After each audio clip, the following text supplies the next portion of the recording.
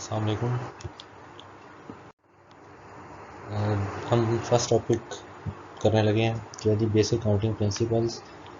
तो सबसे पहले मैं देखना कि बेसिक काउंटिंग प्रिंसिपल हैं कितने। ये मेरे पास टोटल दो बेसिक काउंटिंग प्रिंसिपल्स हैं। एक है प्रोडक्ट रूल और सेकंड नंबर पे हमारे पास आता है sum rule. Product rule and sum rule. Product rule क्या है? प्रोडक्ट रूल का मतलब है मल्टीप्लिकेशन, सम रूल का मतलब है एडिशन। बिल्कुल सिमिलर टू स्टैट जो आपने अगर प्रोबेबिलिटी पढ़ी थी थोड़ी सी, तो उसमें जब हम यूनियन कर रहे थे तो हम ऐड करते हैं, जब हम इंटरसेक्शन कर रहे थे तो हम मल्टीप्लाई कर रहे थे।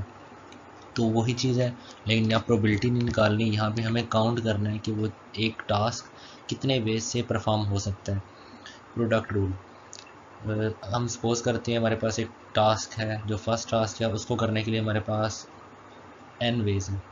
जो टास्क नंबर 2 है उसको करने के लिए हमारे पास r वेज है। तो दोनों टास्क अगर हम एक साथ परफॉर्म करें तो हमारे पास कितने वेज हो जाएंगे? n क्रॉस r वेज हो जाएंगे। मतलब ऐसे है कि अगर मेरे पास एक काम करने के लिए 4 वेज हैं, दूसरा काम करने के लिए 3 वेज हैं, तो अगर मैं कहूँ दोनों के कम्बिनेशन बना के मुझे काम एक साथ करना है तो कितने वेज होंगे? इन दोनों को आपस में मल्टीप्लाई कर लेना।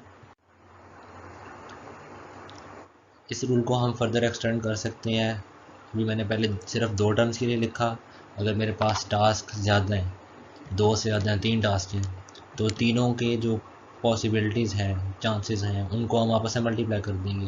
यानी अगर टास्क 1 अकर करने के हमारे पास n चांसेस हैं, टास्क 2 के लिए r चांसेस हैं, टास्क 3 के लिए s चांसेस हैं और टास्क 4 के लिए t चांसेस हैं। तो हमारे पास क्या होगा कि इन डिफरेंट चांसेस को एक साथ अकर कराने के लिए, टास्क वगैरह को एक साथ अकर कराने के लिए हम क्या करेंगे? n cross r cross s cross p, ये हमारे पास वेज होंगे। इसको और भी हम जर्नलाइज कर सकते हैं कि अगर हमारे पास कोई काउंटेबल है, यानी कि 50 हैं, 60 हैं, 100 हैं, यानी मैं यहाँ पे कह देता हूँ n1 n3 n4 up to सोन nr तक डिफरेंट वेज हैं to do a task, then whole task will be occurred in how many ways? n1 cross n2 cross n3 cross n4 up to so on cross nr। यानी अगर मेरे पास 4 task हैं तो first के occurrence के लिए n1 n2 n3 n4 4 के पूरे हो गए। अगर मेरे पास 50 हैं तो n1 n2 n3 up to Son n50 तक 75 हैं, तो n1 से लेकर 75 तक, यानी r हमारे पास कोई भी नंबर हो सकता है। अच्छा, अब जो मल्टीप्लिकेशन है इसको लिखने का एक और तरीका भी है, सम अप करने की फॉर्म में। जिस तरह हम एडिशन को जो ऐड करते थे, अगर चीज़ें ऐड हो रही हैं तो हम उसकी रिप्रेजेंटेशन, सम की एक रिप्रेजेंटेशन है हमारे पास ये समेशन, एडिशन के लिए ये यूज़ होता है। मल्टीप्लिकेशन के लिए हमारे पास ये टर्म यूज़ हो रही है जो सिमिलर टू पाई की तरह लिखी जाती है, लेकिन लिखने का वे थोड़ा सा चेंज होगा। इसको हम रीड कैसे करते हैं? एन आई का मतलब है आई गोज़ फ्राम 1 टू आर, यानी सबसे पहले आई की जगह 1 पुट करेंगे तो हमारे पास क्या आएगा? n1। इस टर्म का मतलब है मल्टीप्लिकेशन, तो क्रॉस मल्टीप्लाई, 1 के बाद 2 तो n2, फिर multiply by n3, multiply bye कहाँ तक जाना है? r तक जाना है हमने। अगर ये लिखा होता i is equal to 1 to 4 तो n1 multiply by n2 multiply by n3 multiply by n4 तक। ठीक है।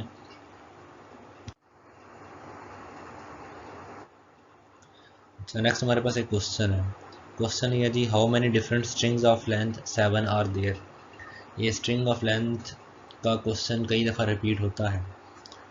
अच्छा, अब सबसे पहले देखते हैं स्ट्रिंग क्या है। स्ट्रिंग होती है कंप्यूटर की लैंग्वेज में कोई चीज़ लिखना। कंप्यूटर की लैंग्वेज है 0 1, ठीक है, वहाँ पे हम सिर्फ 0 और 1 की लैंग्वेज में लिख सकते हैं।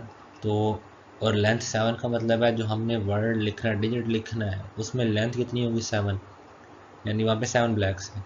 सिमिलर अगर हमारे पास लेंथ 8 आता है तो 8 ब्लैंक्स, लेंथ 9 आता है, या फिर क्वेश्चन में कुछ भी आ सकता है, लेंथ 5 हो सकता है, 4 हो सकता है, 3 हो सकता है, 17 हो सकता है, कोई भी चीज़ हो सकती है। ठीक है, तो 2 चीज़ें याद रखनी है। अगर वो स्ट्रिंग है तो हमारे पास सिर्फ 2 पॉसिबिलिटी हैं, या तो 0 लिखा जाएगा या 1 लिखा जाएगा। और लेंथ 7 है तो इसका मतलब है जो डिजिट होगा वो 7 डिजिट्स पर मुश्तमिल होगा। Solution, string of length 7 has 7 blanks to fill. और कौन से 2 नंबर से फिल हो सकती है? या तो वहाँ पे 0 आएगा यहाँ तो वहाँ पे 1 आएगा, या 0 आना है या 1 आना है, इन दो के अलावा और कुछ नहीं आ सकता।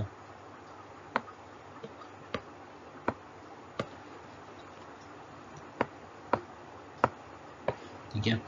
अच्छा जी देखें, ये 7 ब्लैंक्स हैं।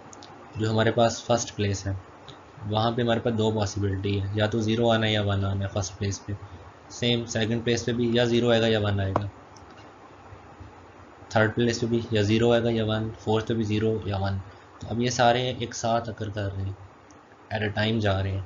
तो डिफरेंट बिट्स ऑफ स्ट्रिंग 7 के लिए क्या हो जाएगा, 2 cross 2 multiply by 2 multiply by 2, ये 7 टाइम्स है, 7 टाइम मल्टीप्लाई, और इसे क्या लिखा जा सकता है, 2 power 7 which is equal to 128। यानी 0 और 1 से हम कितने कम्बिनेशंस बना सकते हैं, कितने वेज हैं हमारे पास लेंथ 7 की स्ट्रिंग निकालने के लिए, 128 वेज हैं। ठीक है। सिमिलरली अगर आपको कहा जाए कि लेंथ 8 की स्ट्रिंग निकालनी है तो 2 पावर 8, लेंथ 17 की स्ट्रिंग निकालनी है तो 2 पावर 17। ठीक है। सम रूल ऑफ काउंटिंग, अब सम का रूल देख रहे हैं जी। अच्छा, if a task can be done either in N ways or R ways, या तो कोई टास्क एन वेज से हो सकता है या आर वेज से हो सकता है, दोनों एट अ टाइम नहीं हो सकते। ठीक है, या तो वो एन वेज से होगा या आर वेज से होगा, और एन एक मुख्तलिफ चीज़ें हैं और आर मुख्तलिफ वेज होगा। मतलब एन और आर में कोई चीज़ कॉमन नहीं होगी, नो वे कॉमन। तो उस टास्क को हम क्या लिख सकते हैं, उसके जो करने के वेज होंगे उसे हम किस तरह से रिप्रेजेंट कर सकते हैं, n+n1+n2 वेज, और इसे हम कहते हैं सम रूल ऑफ काउंटिंग। इसकी जनरलाइज फॉर्म क्या होगी, सिमिलर टू प्रोडक्ट रूल। अगर मेरे पास 4 हैं n p r s, तो हम उसको डिफरेंट वे से क्या किस तरह से रिप्रेजेंट कर सकते हैं, n+p+r+s।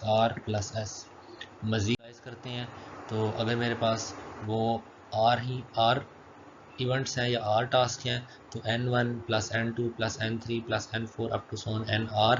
और एडिशन को रिप्रेजेंट करने का तरीका क्या होता है, ये हमारे पास एक सिंबल है एडिशन के लिए। ठीक है, मल्टीप्लिकेशन का सिंबल भी याद रखना है, एडिशन का सिंबल भी याद रखना है। Similar i is equal to 1 से r, इसका मतलब है सबसे पहले n1, और इस सिंबल का मतलब है प्लस, पिछले का मतलब था multiply, plus n2 plus n3, आई की जगह पुट करते जाना है। कहाँ तक जाना है, i 1 से स्टार्ट करना है और हमने r तक जाना है। अच्छा, अब यहाँ पे जो हमारे पास सम के लिए केस है, इसमें हमारे पास जो टास्क हों वो म्यूचुअली डिसजॉइंट होने चाहिए। म्यूचुअली डिसजॉइंट का मतलब है कि उनमें कोई चीज़ कॉमन ना हो। अगर हम उनका इंटरसेक्शन लें तो एम्प्टी आना चाहिए। मतलब क्या है, जो अब टास्क कैसे हो सकती है, टास्क किस टाइप के हो सकते हैं। एक मैंने कह दिया जी कि कॉइन को टास्क करना है, तो हमारे पास दो पॉसिबिलिटी हैं, हेड या टेल। उसके अगेंस्ट मैंने कहा जी हमने डाई को रोल करना है, डाई को रोल करें तो पॉसिबिलिटी क्या है, 1 2 3 4 5 6। अब देखें दोनों में कोई चीज़ कॉमन है, कुछ भी कॉमन नहीं है, तो ये दो इवेंट्स म्यूचुअली डिसजॉइंट सेट है। डिसजॉइंट का मतलब कोई चीज़ कॉमन ना है, आपस में कुछ भी कॉमन ना हो, they are mutually. Sum rule की एग्जांपल देखते हैं। हमारे पास दो कंट्रीज़ हैं, एक पाकिस्तान है और एक हमारे पास सऊदी अरब है।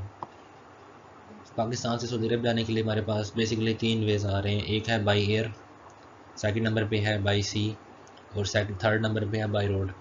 बाई एयर एक ही रूट है, डायरेक्ट पाकिस्तान से सऊदी अरब जा सकते हैं। बाई बोट डायरेक्ट एक ही वे है, बिल्कुल स्ट्रेट फॉरवर्ड वे है, सपोज कर रहे हैं। ठीक है। और बाई रोड हमारे पास 5 मुख्तलिफ वेज हैं, यानी हम 5 मुख्तलिफ कंट्रीज से 5 मुख्तलिफ जगह से इंटर हो सकते हैं सऊदी अरब के अंदर। अब हमारा क्वेश्चन ये है कि अगर मैं पाकिस्तान से सऊदी अरब जाना है तो मेरे पास टोटल कितने वेज होंगे सबको मिला के। ठीक है, बाई एयर कितने वेज हैं, 1 वे है। बाई सी कितने वेज हैं, 1। बाई रोड कितने वेज हैं, 5 वेज हैं।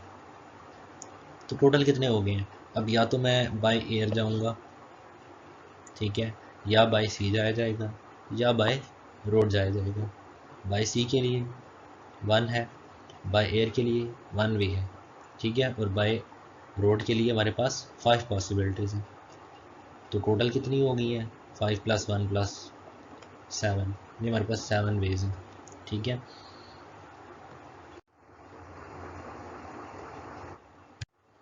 अब एक हमारे पास सेट थ्योरी का कॉन्सेप्ट है जो आपने पढ़ा है थोड़ा सा पहले फर्स्ट सेमेस्टर में पढ़ा था डिस्क्रीट में। कोऑर्डिनेटी या ऑर्डर, किसी भी सेट का ऑर्डर रिप्रेजेंट करने का क्या तरीका था कि सेट का नाम लिखना है और उससे गिर्द ये लाइन लगा देनी है, इसका मतलब ऑर्डर था। ठीक है, अब हमारे पास A1 AN तक कोई पेयर ऑफ डिसजॉइंट सेट है, यानी इनमें कुछ कॉमन नहीं है, यानी दो इवेंट्स में कुछ भी आपस में कॉमन नहीं है। तो सम रूल ऑफ काउंटिंग हमें क्या बता रहा है कि जो यूनियन लेना है ए आइस का, इसकी जो कोऑर्डिनेटी होगी या इसका जो ऑर्डर होगा, उसके लिए हम सबको अलग अलग ऑर्डर्स को ऐड कर सकते हैं। ये चीज़ हमने पिछले में अप्लाई की है। बाय एयर का ऑर्डर था 1, बाय सी का ऑर्डर था 1, बाय रोड का ऑर्डर था 5, यानी 5 वेज का मतलब है 5 रास्ते। 5 रास्ते का मतलब आपके पास जो सेट है उसमें 5 डिफरेंट वेज हैं। ठीक है, तो कोऑर्डिनेटी कितनी होगी 5। तो हम क्या कर सकते हैं, सबका अलग अलग ऑर्डर को ऐड करें, लिखें, उनको ऐड करें, तो यही हमारे पास यूनियन वाले की यानी टोटल की कोऑर्डिनेटी आ जाती है। इसी तरह प्रोडक्ट रूल है, ये तब है जब हमारे पास सेट डिसजॉइंट हो। डिसजॉइंट का मतलब है कुछ कॉमन है, अगर कुछ कॉमन आ गया तो ये फार्मूले फेल हो जाती हैं, फिर हमारे पास कुछ और फार्मूले। इसी तरह प्रोडक्ट रूल के लिए है कि ये आपको पता है साइन का, ये मल्टीप्लिकेशन का साइन है, तो i is equal to 1 to r। तो जब मल्टीप्लिकेशन में है तो कोऑर्डिनेटी हर एक की अलग अलग आपस में मल्टीप्लाई हो सकती है। यही हमने पहले देखा n1 cross n2 cross n3 up to सोन क्रॉस nr। अब जो चीज़ आपने थोड़ी सी रिवाइज करनी है, आपने खुद देखना है कि कोऑर्डिनेटी क्या होती है। ठीक है, ऑर्डर किस क्या होता है सेट का, ऑर्डर सेट का क्या है जी, सेट में कितने एलिमेंट्स आ रहे हैं, number of element in a set. हम यही चीज़ पढ़ रहे हैं, काउंटिंग में यही है, नंबर, हमें नंबर्स फाइंड करने हैं। तो आपका टास्क क्या है, प्रोडक्ट रूल के लिए कुछ एग्जांपल्स हैं पेज नंबर 2 और 3 पे बुक की, मैं आपको सेंड कर दूंगा इसकी पिक्स भी। एग्जांपल 1 2 3 4 5 और एडिशन रूल के लिए एग्जांपल 6 7 8। तो ये आपने काम करना है।